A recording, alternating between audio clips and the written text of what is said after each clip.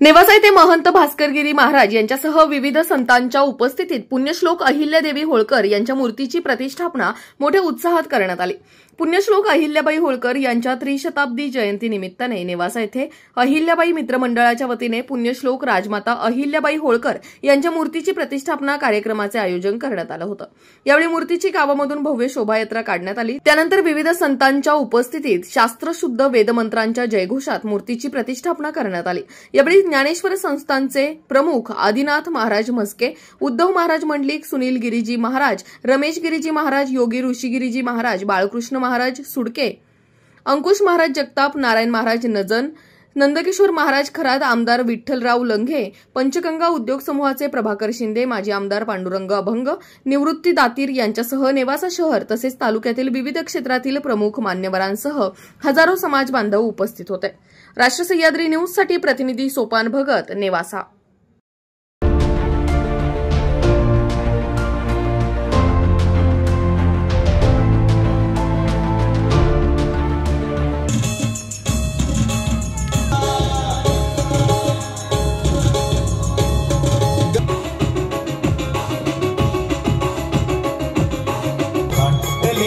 आम्हा सर्वांना जाण आहे या पूर्ण जगाची शान, करूया आता या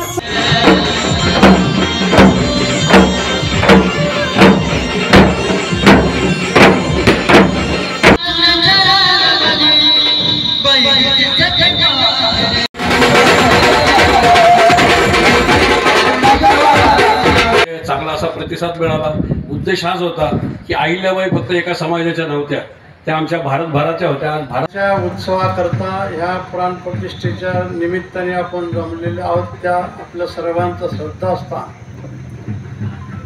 धर्मरक्षक आणि राष्ट्ररक्षक अहिल्यादेवी माता यांच्या या मूर्ती स्थापनेच्या निमित्ताने व्यासपीठावर उपस्थित असलेले सर्व परमपूजनीय, वंदनीय, आदरणीय संत महंत पूजनीय श्री देवदासजी महाराज, त्याचप्रमाणे श्री सोळके महाराज, नंदू महाराज, प्रतिकूल कालामध्ये त्यांनी कसं राष्ट्ररक्षण केलं, देशसेवा केली, स्वतःचा कधी काही विचार केला नाही। ज्यावेळेस आता त्यांनी सांगितलं आम्हाला काही गोष्टी अंतःकरणात आठवत होत्या। आम्ही नर्मदेश्वरला तिथं गेलो, याला महेश्वरला, तर तिथं तिथल्या व्यक्तीने सांगितलं की मुलाला स्वतः हत्तीच्या पायाखाली त्याने केलं आणि धर्माच्या रक्षणा केवळ आपल्या धर्मकार्यात आड येत होता, म्हणून असा प्रकार पुढे आलेला आहे। अहिल्याबाईच्या डोळ्यातून अश्रू व्हायला लागलेत। विचारलं एकाने की आपण ते म्हणले मुलगा गेला म्हणून मी आई असल्यामुळे आईच्या नात्याने अश्रू वाहत जातात, पण धर्माला विरोध करणारी व्यक्ती गेल्यामुळे आनंदही होतो। अशी कणखर भावना ही फार सोपी नाही। आपल्या अहमदनगर जिल्ह्याचं पहिल्याचं अहमदनगर आपलं जे नाव होतं, परंतु अहिल्याबाईंच्या कृतीने आपल्या जिल्ह्याचं नाव आता बदललं गेलं। आता अहिल्यादेवी नगर असं नाव झालेलं आहे। अतिशय महत्त्वाचं आहे। पूर्वीपासून ते होतं संक्षिप्त रूपात, पण आता प्रकट विद्यमान शासनाने काम केलेलं आहे। शासनाचं आम्ही सर्व संतांच्या वतीने अभिनंदन करतो। मागे मोठा कार्यक्रम चोंडीला झाला आणि आजही तिथं सर्व मंत्री महोदय, मुख्यमंत्री, उपमुख्यमंत्री, इतर सर्व मान्यवर उपस्थित राहणार आहेत। 300वी जयंती अहिल्याबाईची आहे आणि अहिल्याबाईने आपल्या जीवनात कसं कार्य केलं, सुळके महाराजांनी आपल्याला अतिशय धावत्या शब्दात पण खूप चांगल्या प्रकारचं सांगितलेलं आहे। आपण पाहतो कन्याकुमारी ते काश्मीर, इकडे गंगासागर ते द्वारका मधले सगळे चारधाम, सप्तपुऱ्या जे काही असतील ते जिथं जिथं आपण जातो तिथं अहिल्याबाईचा घाट, अहिल्याबाईची बारव, अजूनही त्याला सुरुंग लावून पडणार नाही असे बळकट कामं केलेले आहेत। आणि त्यावेळचा काळ थोडा प्रतिकूल असल्यामुळं शेजारी मंदिर तयार केले। काशीला आपण जर गेलो, जिथे मूळ स्थान होतं त्याच्या शेजारीच आता त्याला सुवर्ण पत्र लावलेलं आहे। हे अहिल्याबाईंनी आपली सर्व हिंदू धर्मियाची व्यवस्था केली आणि अशा या महान विभूतीचं आज 300वी जयंती आहे। खूप खूप आपले काम आदर्श आहे. आताच आपण बाबांकडून आणि सुडके महाराजांच्या मुखातून राजमाता अहिल्यादेवींच्या विषयी ऐकलं. माझाही काहीसा अनुभव आहे. शिक्षण काळामध्ये 2-2.5 वर्षे मी ओंकारेश्वर मध्य प्रदेश या ठिकाणी शिकायला असताना रोज ओंकारेश्वर आणि ममलेश्वराच्या दर्शनाला जाण्याचा योग यायचा. तर त्या ममलेश्वर देवस्थानाजवळ रोज मृत्तिकेचे 1.25 लाख शिवलिंग तयार करून त्याचं पूजन करून पुन्हा विसर्जन करायचं आणि त्याची व्यवस्था अहिल्यादेवींनी त्या काळामध्ये करून ठेवलेली आहे. हे रोज आम्हाला बघायला मिळायचं.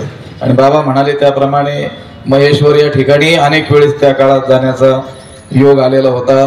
तिथं गेल्यानंतर त्यांचं ते राजवैभव आपल्याला पाहायला मिळतं.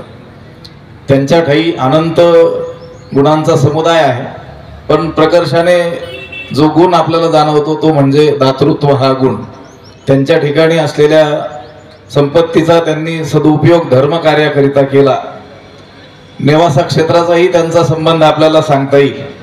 नेवासा क्षेत्रच ज्यांच्यामुळं प्रसिद्ध आहे, भगवान मोहिनीराज आणि त्या प्राचीन मंदिराचा जीर्णोद्धारही आम्ही ऐकतो त्याप्रमाणे अहिल्यादेवींचे दिवाण असलेले चंद्रचूड जहागीरदार यांनी केलेला आहे. तात्याबा चंद्रचूड त्यांचं नाव.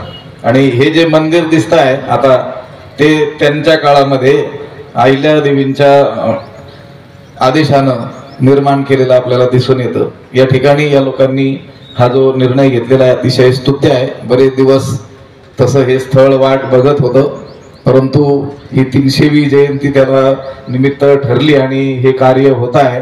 आपल्या सर्वांना आम्ही शुभेच्छा देतो. भगवद्गीतेमध्ये आज आपली 300वी जयंती साजरी करत असताना आपल्या नेवाशामध्ये तालुक्यामध्ये पहिलं मंदिर अहिल्यादेवींचं या ठिकाणी होत आहे. त्याबद्दल आपले सर्वांचं खूप खूप अभिनंदन.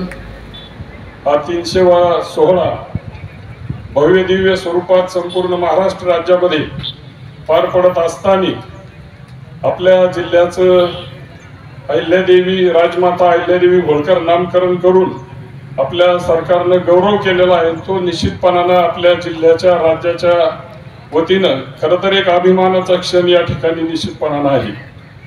सर्व ह्या गोष्टी पार पडत असताना आज चोंडी येथे राजमाता अहिल्यादेवी होळकर यांच्या जन्मस्थळी या ठिकाणी ही 300वी जयंती सोहळा आपल्या राज्याचे मुख्यमंत्री आदरणीय देवेंद्रजी फडणवीस साहेब, उपमुख्यमंत्री आदरणीय एकनाथजी शिंदे साहेब आणि आदरणीय उपमुख्यमंत्री आदरणीय अजितदादा पवार साहेब व पालकमंत्री आदरणीय विखे पाटील साहेब यांच्यासह सर्व जिल्ह्यातील प्रमुख मान्यवरांसह त्याचबरोबर अनेक मान्यवरांना राष्ट्रपती महोदय, राज्यपाल महोदय यांना देखील या ठिकाणी आज निमंत्रित केलेलं आहे. आणि म्हणून राज्यासह आपल्या जिल्ह्याचं एक निश्चितपणानं आजचा एक अभिमानाचा दिवस या ठिकाणी पार पडत असताना आदरणीय बाबाजींच्या हस्ते पहिलं मंदिर राजमाता अहिल्यादेवींचं आपल्या नेवासा तालुक्यामध्ये झालेलं आहे.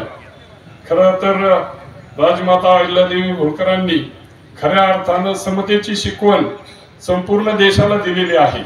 आणि म्हणून मी आपला जास्त वेळ न घेता आजचा हा अतिशय गौरवास्पद असा कार्यक्रम या ठिकाणी आपल्या सर्व समाज बांधवांनी एकत्रित येऊन पार पडलेला आहे. जागा अतिशय प्रशस्त आहे आणि अशा प्रशस्त ठिकाणी हा मंदिर सोहळा या ठिकाणी पार पडलेला आहे. मी तालुक्यातील जनतेच्या वतीनं आजच्या कार्यक्रमाला खूप खूप शुभेच्छा देतो. अशाच ताज्या आणि महत्त्वपूर्ण घडामोडींसाठी पाहत रहा राष्ट्र सह्याद्री न्यूज. राष्ट्र सह्याद्री न्यूजला लाईक करा, शेअर करा आणि सबस्क्राईब करा.